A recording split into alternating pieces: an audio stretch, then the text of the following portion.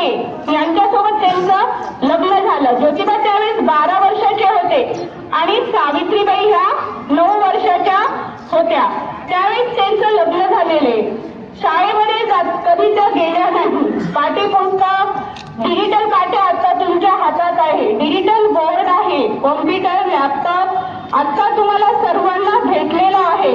पण त्या काळात हे काहीच नव्हतं. त्यांनी जे शिक्षण घेतलेलं आहे ते जमिनीवरती, जमीन स्वच्छ करायच्या, सारवायच्या बोटांनी किंवा आपल्या काडींनी, त्या झाडाच्या काडींनी त्यांनी अक्षर गिरवण्यासाठी सुरुवात केलेली होती. अशा प्रकारे सावित्रीबाईंचं शिक्षण सुरू झालेलं होतं. अत्यंत कठीण काळ तो, की त्या काळामध्ये मुलींना शिक्षण म्हणजे हे खूप पाप मानलं जायचं. फक्त मुलींनी काय करायचं, चूल आणि मूल एवढंच त्यावेळेस त्यांनी सांभाळायचं. हाच धडा प्रत्येकांना मुलींना घरोघरी दिला जायचा. परंतु ज्योतिबा खंबीर होते. त्यांनी आपल्या पत्नीचा हात धरून अक्षरशः या शिक्षणाच्या प्रवाहात ओढले. कितीही सावित्रीबाई म्हणल्या जमत नाही, नाही म्हणतायत घरचे, तरी पण नाही, ज्योतिबा डगमगले नाही. खंबीरपणे त्यांच्या पाठीशी उभी राहिले आणि त्यांनी सावित्रींना अक्षर गिरवण्यास सुरू केलेले आहे. म्हणजे सर्वात मोठं योगदान हे कोणाचं होतं, ज्योतिबा फुले यांचं होतं. ना खडू ना पाटी, ना डिजिटल बोर्ड, ना पाटी ना पेन्सिल, तरी सुद्धा त्या काळात ती बाई कशी शिकली असेल हे फक्त चित्र तुम्ही तुमच्या डोळ्यापुढे उभं करा. आज आपल्याला जमतं का, नाही. आपल्याकडे जर पेन पेन्सिल संपली असेल तर आपण शाळेत जाण्यास सुद्धा टाळमटाळी करतो. वही संपली असेल तर नको, आज आम्हाला वही नाहीये. पण ती बाई कशी शिकली आणि कशा प्रकारे, कशा जिद्दीनं शिकली हे फक्त प्रत्येक दिवस आपण आठवला पाहिजे. त्यांनी जी पहिली शाळा सुरू केलेली होती ती भिडेवाड्यामध्ये, बुधवार पेठ, पुणे या ठिकाणी सुरू केली होती. अवघ्या 5 ते 6 मुलीच त्यांना शिक्षिकांना भेटल्या होत्या. म्हणजे 5-6 मुलीच फक्त वर्गातील आणि त्या पण कशा, चोरून मोरून लपून छपून त्या मुली शाळेमध्ये येत होत्या. आणि सावित्रीबाईंना कोणी शिक्षिका किंवा शिक्षक त्या काळात भेटला नाही शिकवण्यासाठी. मग त्यांनी काय केलं, स्वतः शिक्षिका झाल्या आणि त्यानंतर स्वतःच मुख्याध्यापिका होऊन त्यांनी ती शाळा चालवली.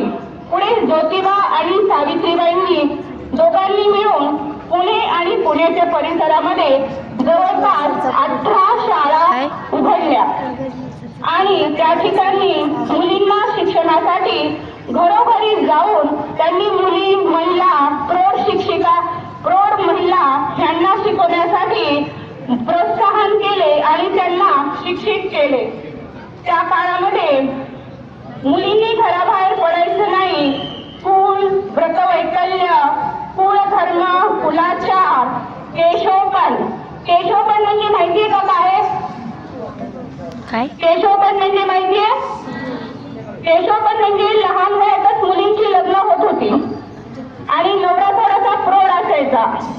मग तो नवरा मृत्यू पावल्यानंतर एक तर सती जाण्याची प्रथा पण खूप होती त्या काळामध्ये. ती प्रथा पण सावित्रीबाईंनी बंद केली.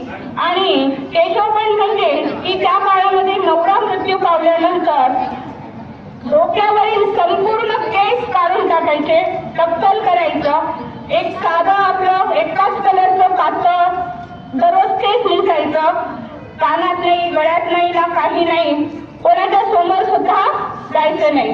केशवपण म्हणजे काय की डोक्यावरील संपूर्ण केस काढून टाकले. का बघा, विचार करा आणि आरशासमोर उभा राहा, कसं वाटेल? आपल्या डोक्यावर एकही केस नाही. ही कल्पना आपल्याला कशी वाटेल? कशी वाटेल, आहे की नाही? पण त्या काळात ह्या सर्व गोष्टी घडत होत्या. सती जाणे म्हणजे मुलगी किती लहान असली तरी सुद्धा नवरा मृत्यू पावल्यानंतर बळजबरीनं तिला त्याच्या चित्तेवर बसून, म्हणजे एक प्रकारचा आत्महत्याचाच प्रकार होता ना. सती जाणे म्हणजे काय?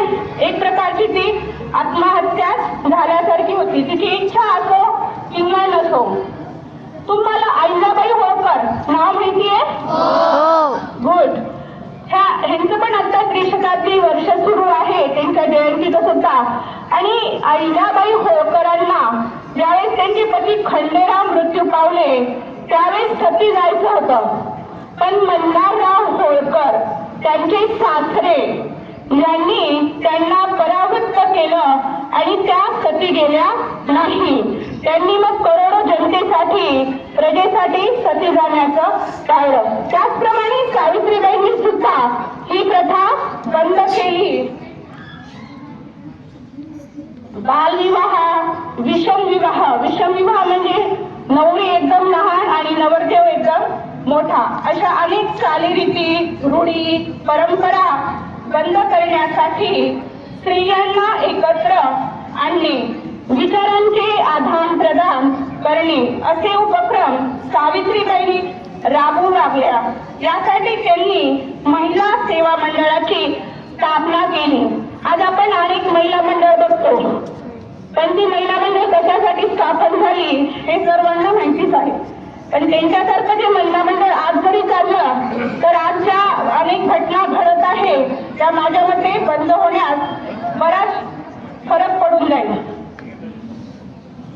वाट चुकलेल्या विधवांची व त्यांच्या पोटी जन्मलेल्या मुलांची त्यांनी दयाळूपणे व मायाळूपणे अहोरात्र काळजी घेतलेली आहे.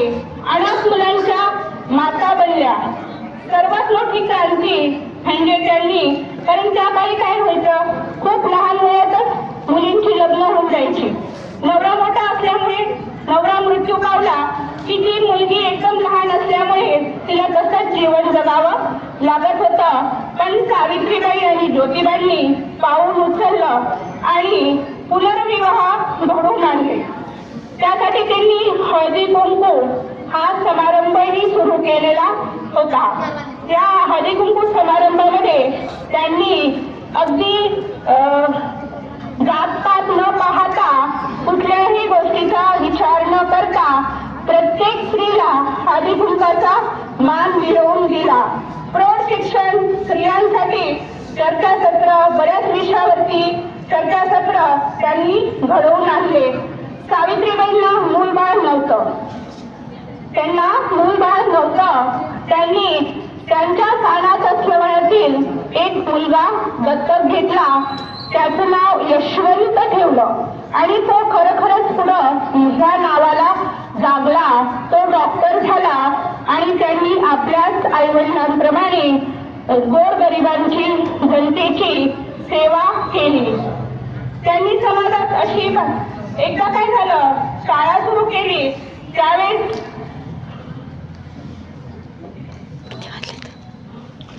गोरगरिबांना आणि जे ह्यांना दत्तक घेत होते, अनाथाश्रमाला चालवत होते, विधवांना चालवत ते करत होते, सांभाळत होते, तर समाजामध्ये अशी बातमी पसरवली जात होती की ह्यांनी धर्म बुडवत आहे आणि ख्रिस्ती धर्माचं पालन करत आहे.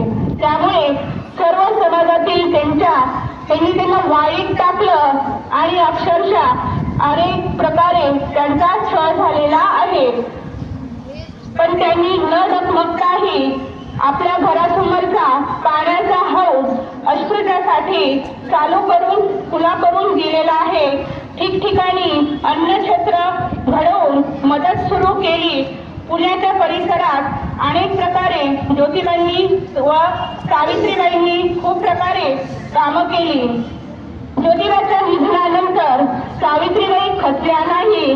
त्यांनी आपले कार्य धडाडीने सुरू ठेवले. या सर्वांबरोबर एक उत्तम, आणि सावित्रीबाई फक्त समाजसेवा करत होत्या असं नाही, त्यांनी अनेक पुस्तकं लिहिली. त्या एक उत्तम प्रकारे कवयित्री सुद्धा होत्या. त्यांनी काव्य फुले, सुबोध रत्नाकर यासारखी काव्यग्रंथ लिहिले. अनेक निबंधही लिहिले की त्यांचे जे निबंध आहेत ते विचार करण्यासाठी विचार प्रवर्तक असे होते. 1897 मध्ये सर्वत्र प्लेगची महाभयानक साथ आली होती. सावित्रीबाईंनी या काळात घरोघरी जाऊन प्लेगचे रुग्ण गोळा करत होत्या आणि त्या हॉस्पिटलमध्ये स्वतः पोहोचत होत्या. त्या रुग्णांची सेवा सुद्धा त्या स्वतः करत होत्या. असेच एकदा प्लेगची साथ झालेल्या एका छोट्या मुलाला खांद्यावरून त्या घेऊन जात असताना दवाखान्यामध्ये त्यांना सुद्धा प्लेगची साथ झाली आणि तो काळा दिवस उगवला. 10 मार्च 1897 प्लेग संसर्गाने सावित्रीबाईंनी आपला देह त्यागला. समाजकार्य आणि आमच्या जी माय माऊली होती सावित्री, जिनं शिक्षणाची जी क्रांती सर्वात मोठी घडवून आणली, तिचा अंत अशा प्रकारे झालेला आहे. त्यांनी आपल्या परीने समाजात अंधार दूर करण्याचा खूप प्रयत्न केला. ज्ञानाचा प्रकाश सर्व दिशांना पसरवला. तसेच आधुनिक स्त्रीच्या प्रगतीचा पाया सावित्रीबाईंनीच घातला. पण आधुनिक स्त्री म्हणजे काय? की फॅशनचे कपडे घालणे, हॉटेल्समध्ये जाऊन पार्ट्या करणे. आजकाल तुम्ही बर्थडे साजरे करायला किती विचित्र प्रकारे ते बर्थडे साजरे करायला सांगा बरं. केक तुम्ही तो तोंडाला लावता, ही काही आपली शिकवण आहे का? नाही. हे तर तुम्हाला फक्त माहिती आहे, पण ते कृतीत कधी आणायचं? सावित्रींनी हे शिकवलेलं नाहीये. तुम्ही आधुनिक बना, पण विचारांनी आधुनिक बना. सावित्री बना. तुम्हाला जर कोणी त्रास दिला तर पेटून उठा, सावित्री ती बना. तुम्ही फॅशनच्या नावाखाली आज अनेक प्रकारचे वेगवेगळे ड्रेस कोड चाललेले आहेत. मुलं असो किंवा मुली असो, हॉटेलमध्ये जेवायला जाणं वाईट नाहीये, पण सभ्यतेचंही तिथं पालन करा. वाढदिवस साजरे करा, पण उदबत्त्या फुकून मेणबत्त्या फुकून साजरे नका करू. तुम्ही केक कट करा, पण एका विशिष्ट पद्धतीनं तो तोंडाला न लावता त्याचं सेवन करा. अन्न येते शेवटी. तुम्ही सगळी शेतकऱ्यांची बरीच मुलं मुली आहेत ना? मग तुम्हाला माहिती आहे ना अन्न उगवण्यासाठी किती दिवस लागतो आणि कसा त्याला आपल्या आजोबा वडील किती कष्ट घेतात. मग ती तुम्ही अन्न असं चेहऱ्याला पासून खराब करता? नाही. सावित्रीच्या लेकी आज डॉक्टर झाल्या, इंजिनियर झाल्या. पृथ्वीपासून आकाशापर्यंत तिने झेप घेतलेली आहे. मग ती झेप तुम्ही तिला जपा. तुम्ही जे आहे ते ती सावित्रीच्या लेकीमुळेच आपण आहोत. तसेच अन्यायाविरुद्ध पेटून उठणाऱ्या सावित्रीबाईंचा आदर्श आपण कायम जीवनात ठेवला पाहिजे. त्यांच्यावरती शिक्षणासाठी शाळेत जाताना किती प्रकारचा अन्याय झालेला आहे. मग आपलाही अन्याय झालेला असेल तर आपणही पेटून उठा. तू एकटीच शिकली नाहीस, अनेकींना तू शिकवलेस. तू एकटीच शिकली नाहीस, अनेकींना तू शिकवलेस. अंधकारमय जीवन नारीचे शिक्षण ज्योतीने तूच उजळले. अंधकारमय जीवन नारीचे शिक्षण ज्योतीने तूच उजळले. धन्य ती माता सावित्रीच्या चरणी कोटी कोटी नमन. सावित्रीच्या कोटी कोटी कोटी नमन. जय हिंद, जय महाराष्ट्र. सावित्रीबाई फुले यांनी शिक्षणाची पहिली मुहूर्तमेढ रोवली आणि मुलींसाठी, स्त्रियांसाठी शिक्षणाचं दार उघडून दिलं.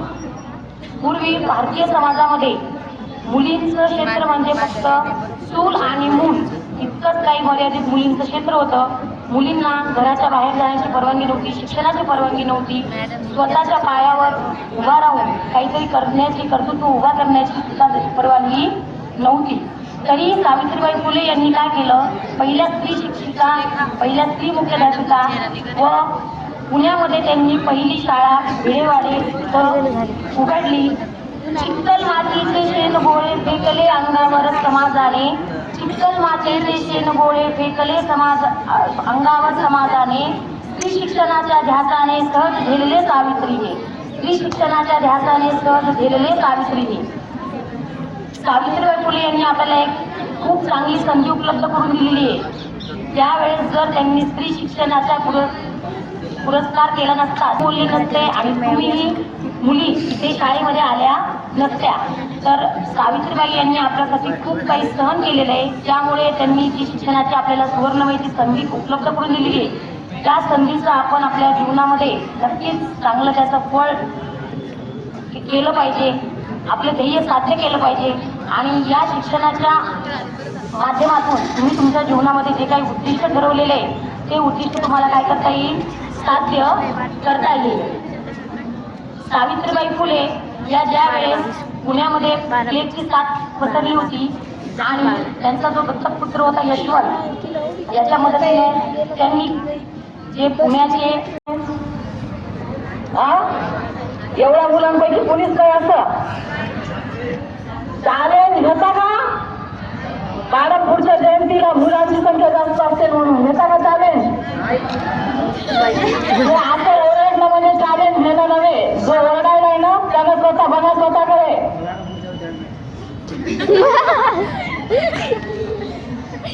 आता तुला जर कशी हिंमत असेल ना तू उठून बोल, अशी हिंमत पाहिजे. पण चला बालक शांत बसते एवढंच योगदान आमचं खूप आहे मॅडम. आज बालिका दिनाच्या निमित्ताने तुम्हाला खूप खूप शुभेच्छा बालिकांना आणि सोबत त्यांच्या भावांना बालकांना देखील. या ठिकाणी आज आपण घेतलेला आहे त्या सगळ्यात आधी मी तुम्हाला भाषण तर द्यायचं नाही, आपल्याला आभार आहे, दोन गोष्टी सांगायच्या कृतज्ञ आहे. पण ज्यांच्यामुळे आज मी तुमच्या पुढे उभी आहे, ज्यांच्यामुळे या ठिकाणी अनेक व्यक्तिमत्व आपल्याला इथे पाहायला मिळतात, ज्यांच्यामुळे एवढ्या मुली शिक्षण घेत आहेत, इथे दिवसात तेवढ्याविषयी बोलते, अशा त्या ज्ञानज्योतीला माझे शतशः नमन, शतशः नमन, शतशः नमन. आवाज नको, एकदम शांत बसायचे. बैठे बैठे सावधान, बैठे बैठे सावधान. मी खूप काढून घे, खिचडीचा वेळ झाला तर सोडायची नाही, सोडायचं असेल तर एकदम शांत बसायचं आणि हे बोलून दाखवायची नाही मी, पण सोडायची पण नाही, म्हणून एकदम सायलेंट. याआधी मी एक माझ्या बालपणी माझी आजी गाण्याची ओळ म्हणायची बघा, एक ओव्या म्हणायची, त्या काळात जळत असत, जात्यावर दळण दळल्या जात असत. जात माहितीये सगळ्यांना, मुलांना? या जात्यावर दळण दळत असताना गाणी म्हणत दिल्या जात असत. तर ती एक ओवी छोटीशी, लेकीचा जन्म बाई जसा गाजराचा वाफा, लेकीचा जन्म बाई गाजराचा जसा वाफा, जन्म देऊनी माय बापा तुला सांग होई काय नफा, जन्म देऊनी माय बापा तुला सांग होई काय नफा. आता या ओळी काय सांगतायत हे तुमच्याही एकदम साध्या आहेत, लक्षात आलं असेल. आई वडिलांना लेकीला जन्म देऊन काही फायदा नसतो अशा या ओळी सांगतायत. पण याच काळ आणि अशाच काळामध्ये जन्मात आलेल्या या ज्ञानज्योती सावित्रीबाई फुले फुले दाम्पत्यांनी 19व्या शतकामध्ये आपल्या देशामध्ये एक महान क्रांती घडवून आणलेली आहे. शैक्षणिक मुलींना त्या काळामध्ये शिक्षण देण्यात येत नव्हतं. शिक्षणापासून निम्मी लोकसंख्या वंचित होती हे महात्मा फुलेंनी ओळखलं, तत्कालीन अनेक विद्वत्तांनी ओळखलं आणि त्यासाठी काही हालचाली केल्या. कोणी समाजामध्ये जागृती घडवून आणण्यासाठी केलं आणि महात्मा फुलेंनी समाजामध्ये जागृती घडवून आणण्यासाठीच नाही, तेवढी भाषणातूनच आणली नाही. महात्मा इकडे एवढी तू उठ एवढ. समाजात महिलांची स्थिती अतिशय दयनीय होती. त्यांना शिक्षणापासून वंचित ठेवण्यात आलं होतं. त्यांच्या पाठीवर मुलांचं चुलीचं झू होतच, पण नुसतं चूल आणि मूल हे झू नव्हतं, पण त्याचसोबत तिच्या केशवपणाची अनिष्ट अशी गोष्ट लागल्या गेली होती.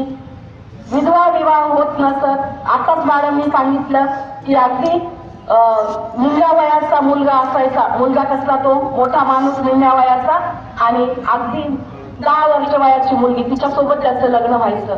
मग विधवांची समस्या यायची. मग विधवान अतिशय खर्च असं जीवन तिला जगावं लागायचं. अशा समाजामध्ये हे व्यक्तिमत्व जन्मलेले आहेत. याशिवाय तिच्या सती काय सती माहिती आहे सगळं सगळ्यांना माहिती आहे सती काय आहे ते. हा सती जाणं माहित नाही तुला. सती जाणं म्हणजे एखादा पती त्याचं निधन झालं असल्यास त्याच्या चित्तेवर त्याच्या पत्नीनं जिवंत जाळल्या जातात सतीला, अगदी सजवून धजवून. याला सती जाणे म्हणतात. हे सुद्धा महिलांवर लादल्या गेलेलं होतं. आणि अशा समाजामध्ये एक ज्योत जन्माला आली इसवी सन 1831 साली. आणि 1841 साली त्यांचं लग्न झालं ज्योतिबा फुले यांच्या. म्हणजे त्यांच्या वडिलांचं नाव खंडोजी आणि आईचं नाव लक्ष्मीबाई यांच्या पोटी त्या जन्मल्या. आणि फुले झाल्या 1941 मध्ये. तर फुले कुटुंबात गेल्यास ज्योतिबा फुल्यांना आधीच समाजसेवक होते. ज्योतिबा फुले यांना समाजसेवेचा खूप छंद होता आणि त्यांनी ओळखलं की समाजामध्ये चांगले बदल घडवून आणायचे असेल, समाजाचं होत असलेलं पतन त्याच्या उत्थानासाठी आपण काही ना